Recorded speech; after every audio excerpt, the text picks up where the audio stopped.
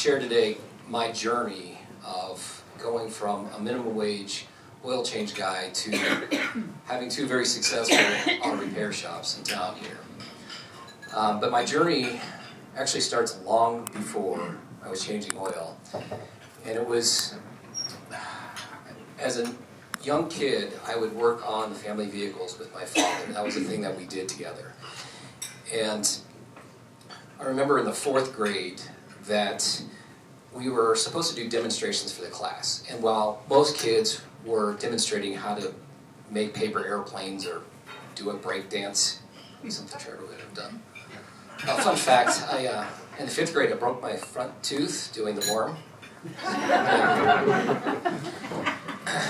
But what I ended up doing, my father took the family car and dropped it off in the parking lot, and I took the entire class out and demonstrated how to change a flat tire. And I really didn't think too much about that. It was just what I did at that time.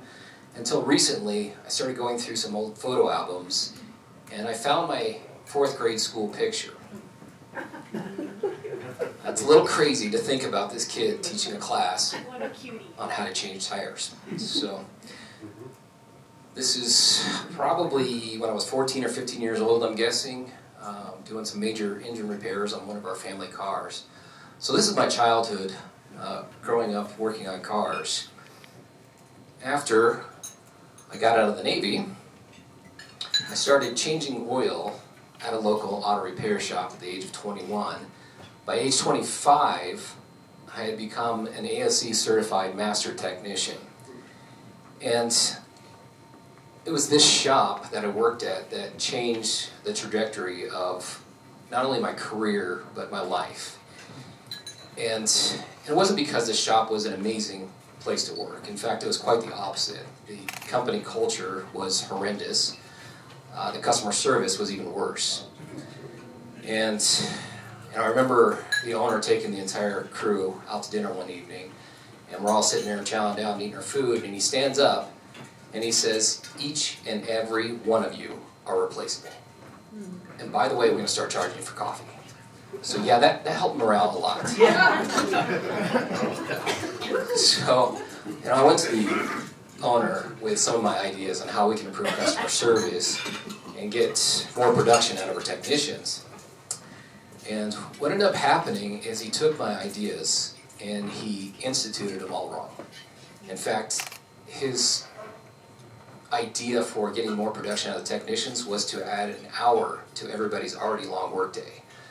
So at the time, my mother would often hear me talk about my frustrations about this shop and then my ideas about how I would run a business.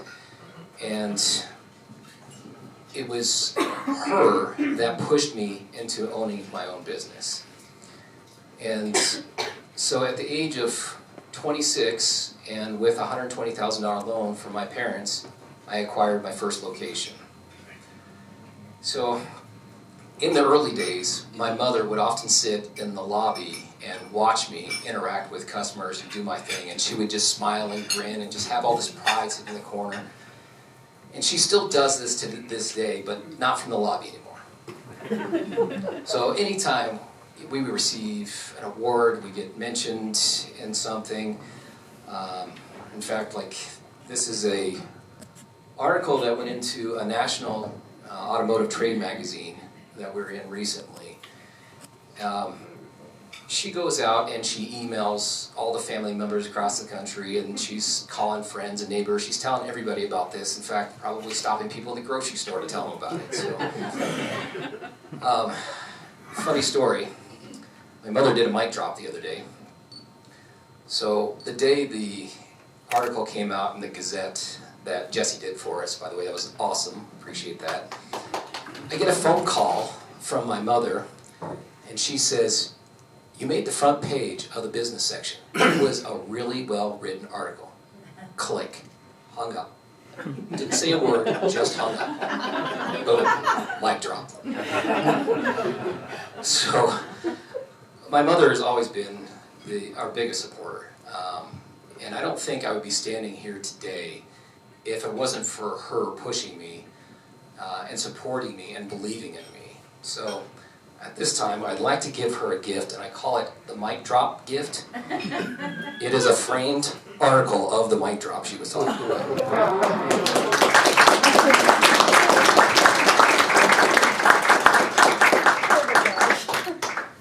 This will go in the living room.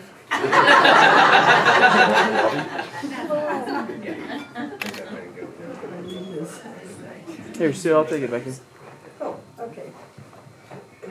Thank you. I agree, Dan. I've known your mom for years. She's a saint.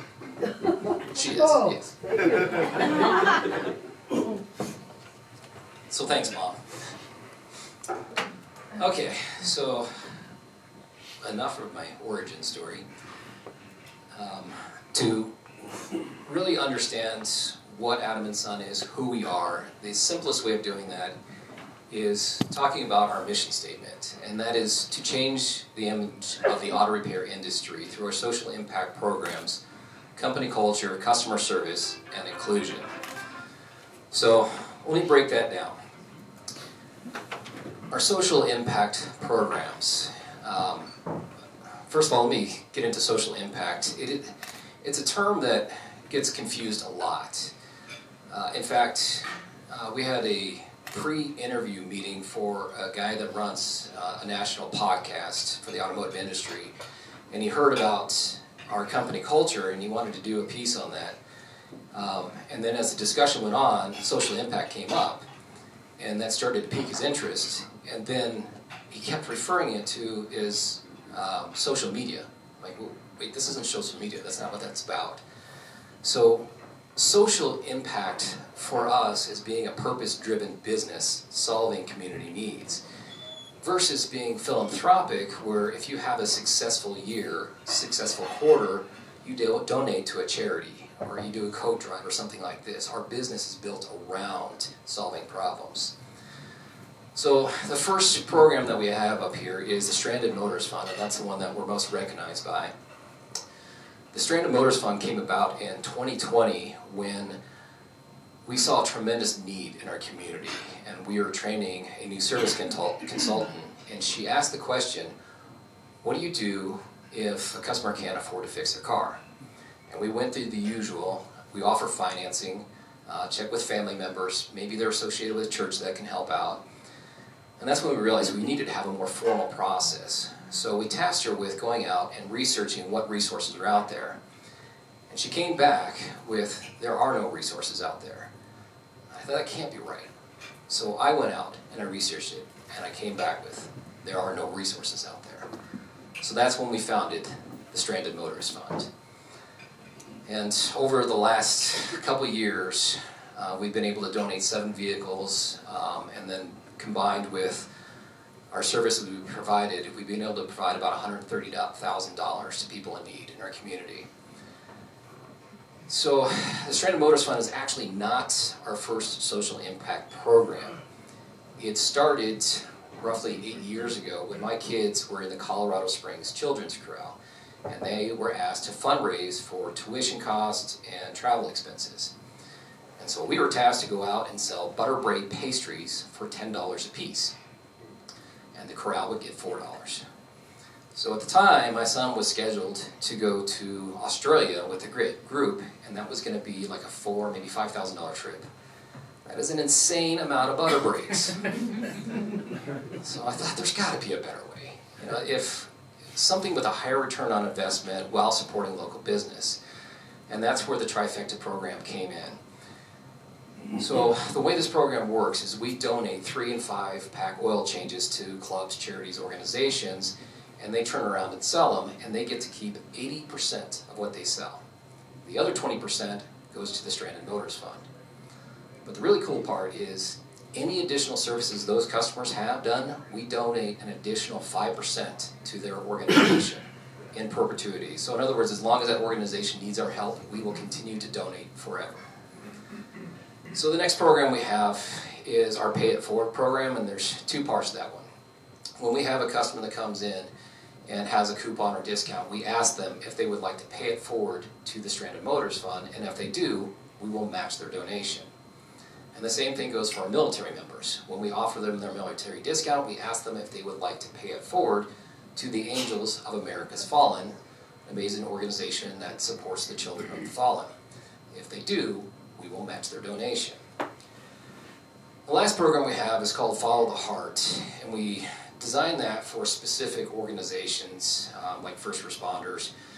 And the way that works is when a member of those organizations goes to our website, they can click on the heart, and it'll take them to a hidden page where they can collect a $25 off coupon. Same concept. If they pay it forward, we'll match that donation to the Police Foundation, Fire Foundation, whatever it is. And the same thing, we'll donate 5%. So all of these programs that we have is about community engagement. And these are just a small fraction of the organizations taking advantage of it. Like Liberty High School basketball team is using Trifecta to raise money for equipment. Colorado Springs Youth Symphonies raised a ton of money with this program. Same thing with Boy Scouts. Inside Out Youth Services uses the Follow the Heart program. Colorado Children's Hospital takes advantage of the Stranded Motorist Fund, as well as DHS, School District 11, which is not here today. They have, oh, right there, oh, sorry. They have 3 different schools that reached out to us recently, from counselors to vice principals, with families that cannot get their kids to school and they're facing truancy court. So, like I said, this is just a very, very small fraction of the organizations we work with. This is a video that we did with Liberty High School Automotive CTE program.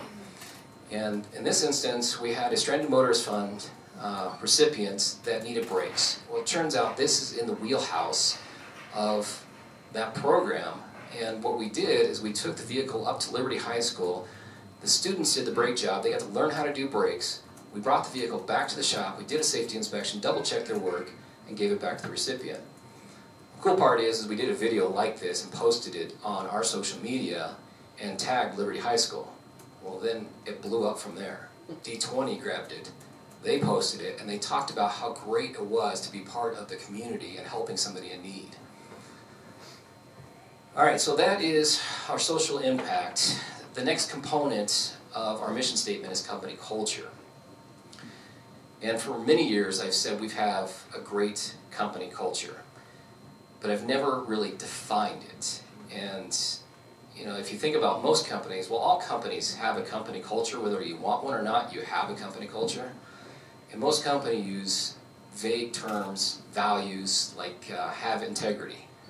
Well, that means something to everybody differently. And how do you go out and teach an employee to have integrity?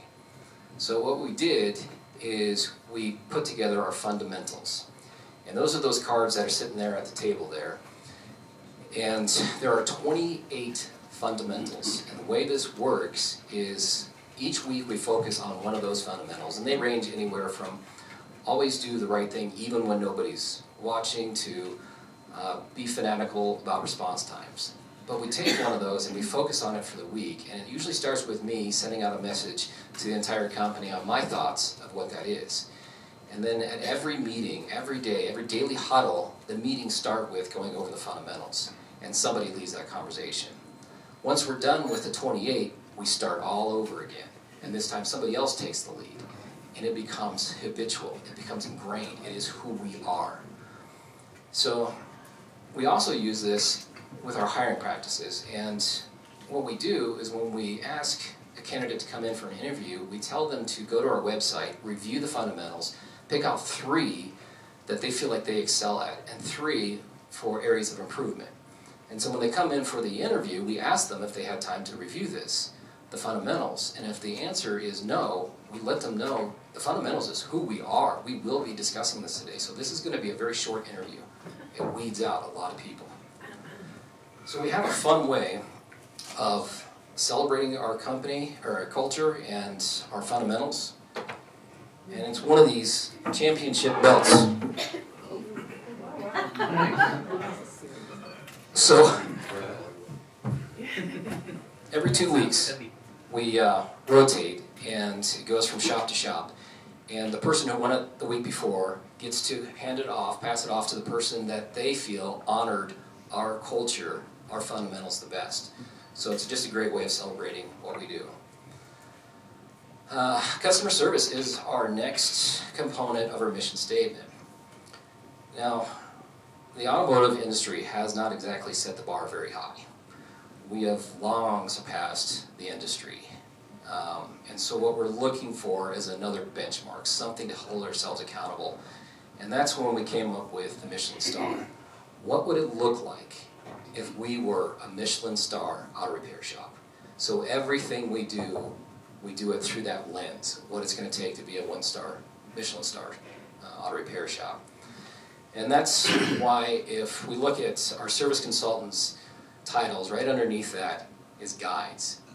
And it's because their job is to guide the customer in making the best decision for themselves to protect their asset, to protect their vehicle. We will never ever use high pressure sales technique. It's all about guiding people in ownership. So we've also instituted a continuous improvement system. So if you brought your car into us 6 months ago, you will not have the same experience you did then as you would today. It has improved. Growth is not our goal. It is a byproduct of our hunger to be the best at what we do. Every one of our team members is all about this. They come in every single day and bust their butt to be the best at what they do. It's incredible to watch these people and how passionate they are for our business. These aren't the kind of people that show up for a paycheck and go home. The last part is inclusion, and we are a safe space. So no matter your political view, religious views, sexual orientation, your skin color, everyone is welcome, and our staff are the same way. Everybody feels welcome. And that's why at the entrances of our buildings you will see the pride flag, and right next to that, the military, police, and fire flag. Right next to that, the Stranded Motors Fund. We are big supporters of inside-out youth services in the mission to help the youth and the LGBTQ+ community. We also understand that it's not always easy for police officers to find a safe space to do business.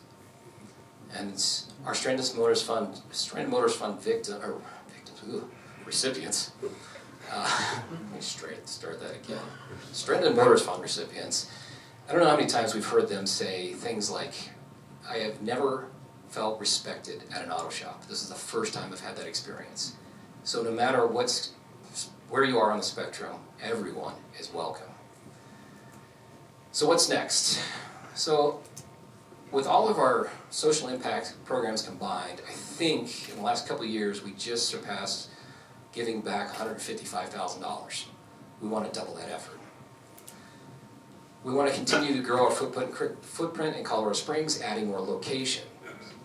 The Stranded Motors Fund, we are in the process of taking it national. We're beta testing a couple of auto repair shops right now as we speak.